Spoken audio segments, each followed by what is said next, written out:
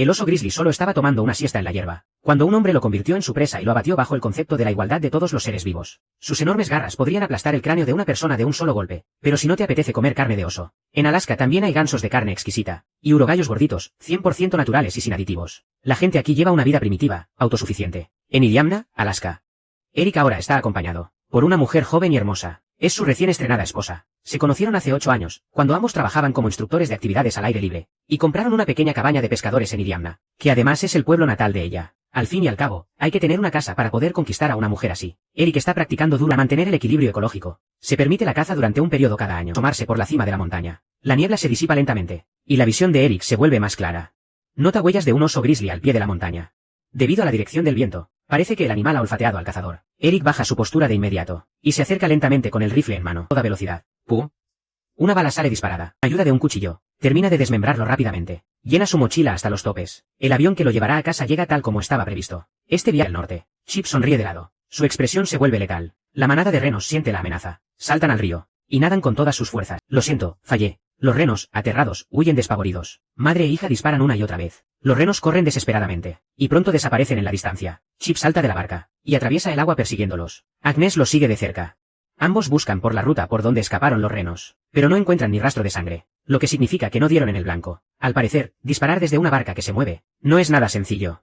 El grupo regresa a la barca, y continúan camino hacia el campamento de caza. En la orilla aún queda algo de hielo que no se ha derretido del todo. Entre gritos de emoción, logran desembarcar. Apilan los suministros que traían en un lugar plano, y de inmediato empiezan a levantar el refugio. El sol ya se está ocultando. Tienen que darse prisa. Los niños están increíblemente emocionados. Este es un viaje fuera de lo común.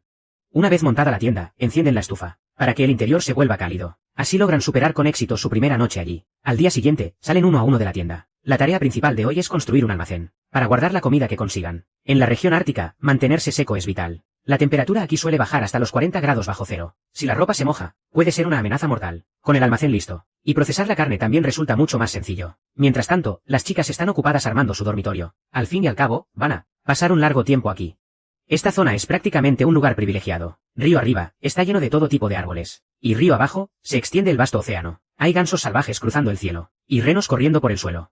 El grupo se agachó entre la hierba, observando en silencio. En cuanto los renos entraron al agua, se lanzaron hacia ellos. Apuntaron por un breve instante, y dispararon el primer tiro. Los renos saltaban esquivando con agilidad las balas. La escena era sumamente intensa. Agnes tenía el rostro lleno de ferocidad, con una sed de caza que llegaba hasta el cielo. Ya ni recordaban cuántas balas habían disparado. Cuando la manada empezó a alejarse, Chip se apresuró a detenerlas. Con 2 piezas abatidas era suficiente. Al ver que uno de los renos aún seguía con vida, Chip corrió rápidamente a buscar el bote. Ver las técnicas de corte. Una vez terminado, cargaron la carne al bote, y la llevaron de vuelta al campamento. Ya con comida en mano, Agnes comenzó a demostrar sus habilidades culinarias, y preparó un delicioso estofado de carne de ciervo. Al día siguiente, varias ocas sobrevolaron el lugar. Ese era su nuevo objetivo. Chip notó que, a lo lejos, había unas cuantas en el río. Rápidamente llamó a Agnes para que se preparara para cazar, para no asustarlas. Carol retrocedió en silencio. Agnes, mientras cargaba las balas, imitaba el sonido de las ocas. Sus hijas observaban y aprendían a su lado. Cuando lograron atraer a más ejemplares, Agnes disparó con decisión, pero, lamentablemente, falló el tiro, y terminó espantando a las aves. Al ver a su esposa un poco apenada, Chip la consoló y le dijo que no se preocupara, porque, debido a la migración, cada vez vendrían más ocas. Mucha gente se pregunta, ¿por qué la economía de Rusia es tan mala?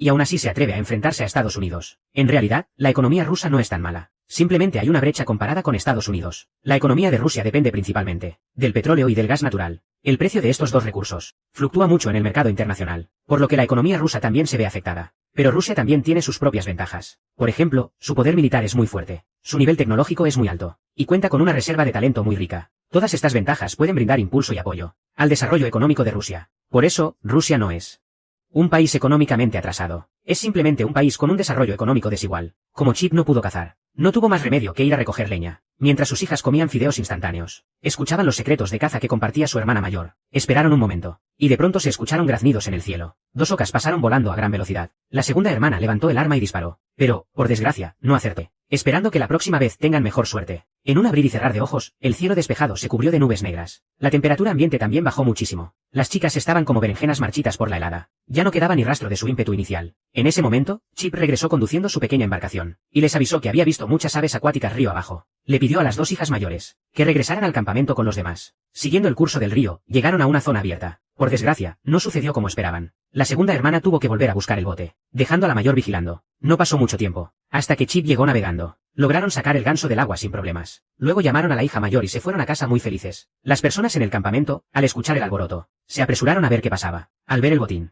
estaban súper emocionados. Significaba que por fin podrían comer estofado de ganso en olla de hierro, más que por comer carne. A Chip le alegraba saber que su hija ya podía cazar sola. Se sentía sinceramente feliz por ver cómo crecían. En el campamento del río Kavik, a diferencia del invierno, la tía Susan prefería el verano, porque el campamento podía abrir sus puertas para hacer negocios de nuevo. Este lugar es el único en todo el Ártico, capaz de ofrecer comida y alojamiento. Es una estación meteorológica.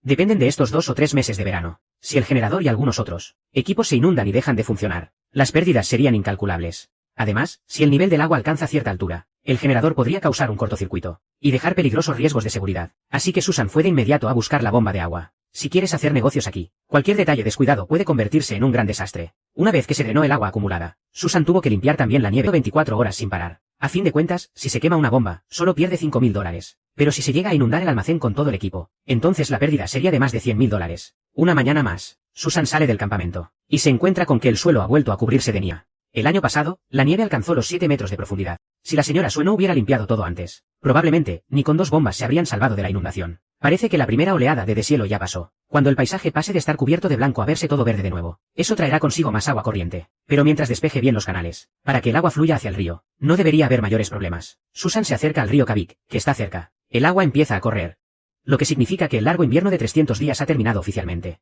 Bueno, ella tampoco es que sea una gran cazadora. Si logra cazar algo, pues qué bien. Pero si no, tampoco hace falta forzar las cosas. Al día siguiente, Susan se ajusta la bufanda, se pone su gorro de oso pardo, y sigue sin ver ni rastro de la manada de renos por los alrededores. Cambia la mira por una escopeta y prueba suerte. Conduce su carrito rojo hacia lugares más lejanos para buscar. Recorre un tramo por el camino de tierra. No muy lejos, justo enfrente, aparece un urogallo. La señora Sue baja rápidamente del vehículo para cargar el arma. Luego, se acerca sigilosamente a la presa. Para ese momento, el urogallo ya había cambiado el color de su plumaje para camuflarse con el entorno. Van, a una distancia tan corta, aún así falló el tiro. Y eso que estaba usando perdigones. Al ver cómo el ave se aleja volando, no se nota ni el más mínimo rastro de que estuviera herida. La misma Susan no puede creerlo. Sube a su carrito rojo y sigue buscando otros objetivos. Pronto divisa no muy lejos a unos urogallos picoteando brotes de sauce. Susan baja de inmediato y apunta con el rifle. Tras el disparo, se puede ver claramente que alcanzó a uno. Pero esto no termina aquí. Da unos pasos más hacia adelante. Vuelve a apuntar y aprieta el gatillo. Consigue capturar al segundo. El plumaje y la piel del urogallo son muy finos, así que basta con las manos para limpiarlos.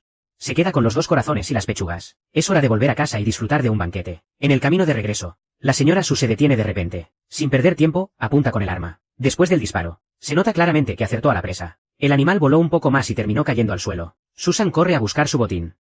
Hace lo mismo, lo limpia ahí mismo en el lugar. Los restos que no se comen los deja ahí para alimentar a los zorros. Regresa al campamento para preparar las pechugas obtenidas, además de separar la carne del esqueleto. Tiene que revisar que no queden restos de perdigones en la carne. Esto sí es carne roja auténtica y natural. Nada que ver con la carne de criadero del supermercado. Lo reboza con un poco de pan rallado y los fríe directamente. Después de 2 días de duro trabajo, consiguió 3 urogallos. Obtuvo aproximadamente 1 kilo de carne. En cambio, cazar un solo reno podría. Consiguió casi 50 kilos de carne de venado. Si dependieran solo de los urogallos para vivir aquí, me temo que Susan se habría muerto de hambre hace mucho tiempo. Unos minutos después, sale del horno una tanda de pollo frito. Está muy alejado de todo. La carretera más cercana está a Noya, y luego talar otro árbol, para dejarlo atravesado sobre los 2 anteriores. Dicho y hecho, elige un árbol alto y recto, y comienza con la tala. El aire se siente cargado de testosterona.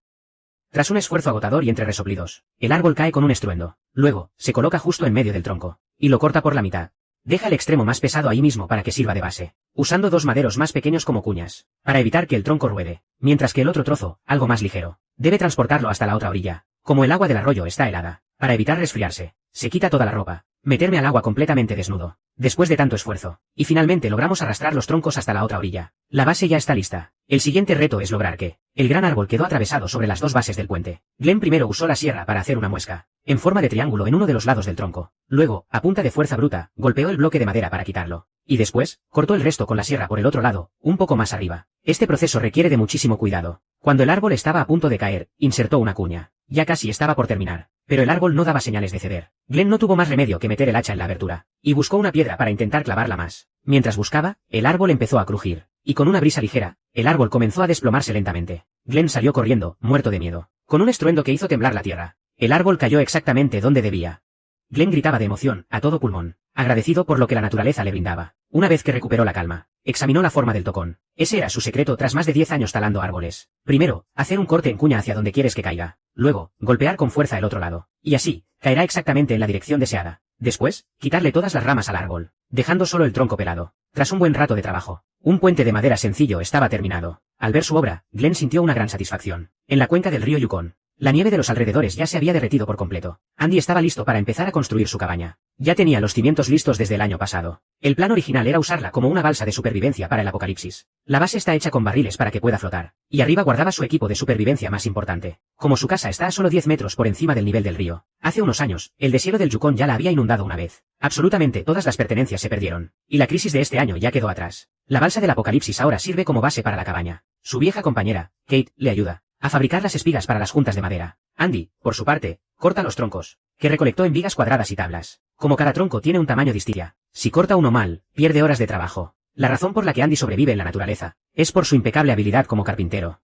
La precisión que exige en cada pieza es absoluta. Su único defecto es que tiene un temperamento terrible, tan malo, que un solo error de Kate puede hacerlo estallar de furia. Por eso, en los detalles que requieren alta precisión, él mismo se encarga de todo, ya sean las espigas de madera o las juntas de encastre. Una vez que las ensambla, es casi imposible volver a separarlas. Una vez lista la viga principal, lo siguiente es levantarla. Usa unas tablas para darle soporte temporal. Las demás vigas se colocan de la misma manera.